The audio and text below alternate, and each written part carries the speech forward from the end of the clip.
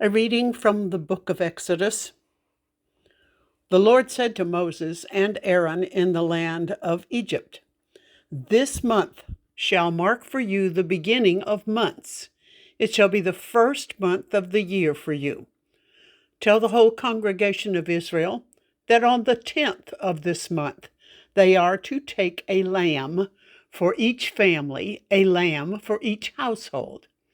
If a household is too small for a whole lamb, it shall join its closest neighbor in obtaining one. The lamb shall be divided in proportion to the number of people who eat of it. Your lamb shall be without blemish, a year-old male. You may take it from the sheep or from the goats. You shall keep it until the 14th day of this month. Then the whole assembled congregation of Israel shall slaughter it at twilight.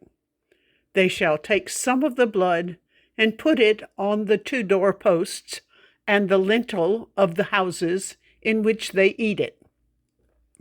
They shall eat the lamb that same night. They shall eat it roasted over the fire with unleavened bread and bitter herbs.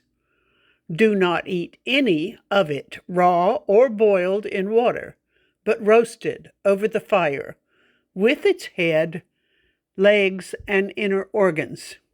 You shall let none of it remain until the morning. Anything that remains until the morning you shall burn. This is how you shall eat it: your loins girded, your sandals on your feet, and your staff in your hand, and you shall eat it hurriedly. It is the Passover of the Lord. For I will pass through the land of Egypt that night, and I will strike down every firstborn in the land of Egypt, both human beings and animals. On all the gods of Egypt I will execute judgments. I am the Lord. The blood shall be a sign for you on the houses where you live. When I see the blood, I will pass over you, and no plague shall destroy you when I strike the land of Egypt. This day shall be a day of remembrance for you, to celebrate it as a festival to the Lord. Throughout your generations you shall observe it as a perpetual ordinance." Psalm 116, verses 1 and 10 through 17. I love the Lord because he has heard the voice of my supplication. Because he has inclined his ear to me whenever I called upon him, how shall I repay the Lord for all the good things he has done for me?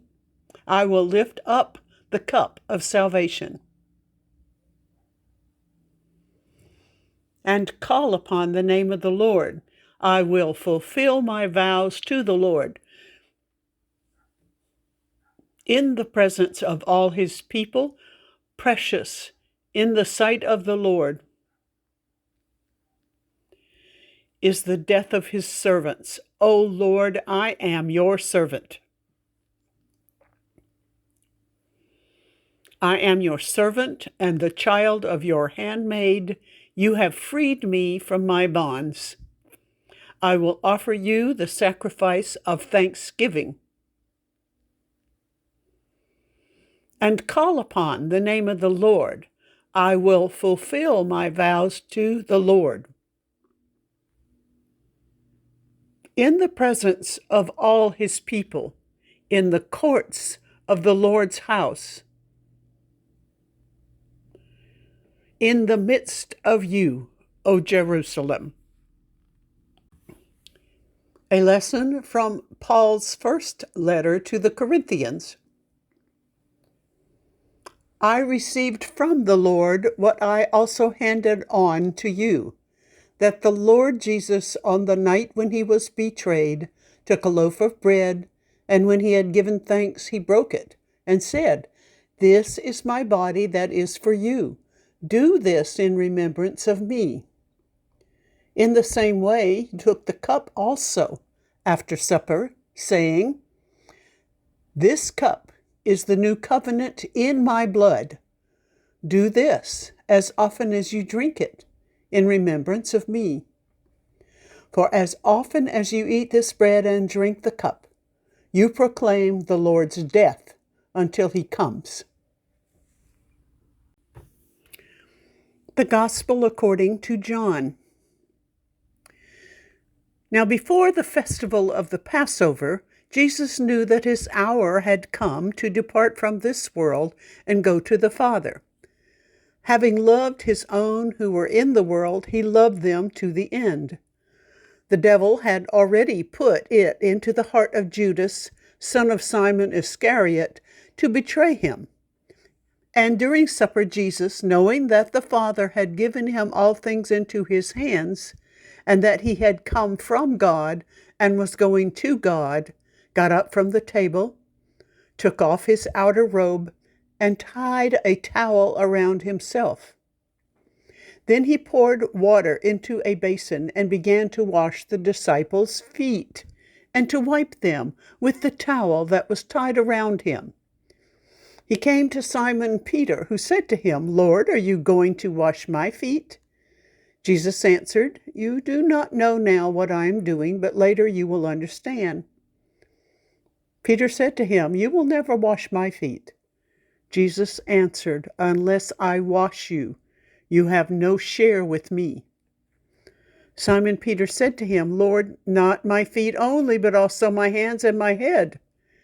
Jesus said to him, One who has bathed does not need to wash except for the feet, but is entirely clean, and you are clean, though not all of you. For he knew who was to betray him. For this reason he said, Not all of you are clean. After he had washed their feet, had put on his robe, and had returned to the table, he said to them, Do you know what I have done to you? You call me teacher and Lord, and you are right, for that is what I am. So if I, your Lord and teacher, have washed your feet, you also ought to wash one another's feet. For I have set you an example, that you also should do as I have done to you. Very truly I tell you, servants are not greater than their master, nor are messengers greater than the ones who sent them. If you know these things, you are blessed if you do them. Now the Son of Man has been glorified, and God has been glorified in him. If God has been glorified in him, God will also glorify him in himself, and will glorify him at once. Little children, I am with you only a little longer. You will look for me, and as I said to the Jews, so now I say to you, where I am going, you cannot come. I give you a new commandment, that you love one another. Just as I have loved you, you also should love one another.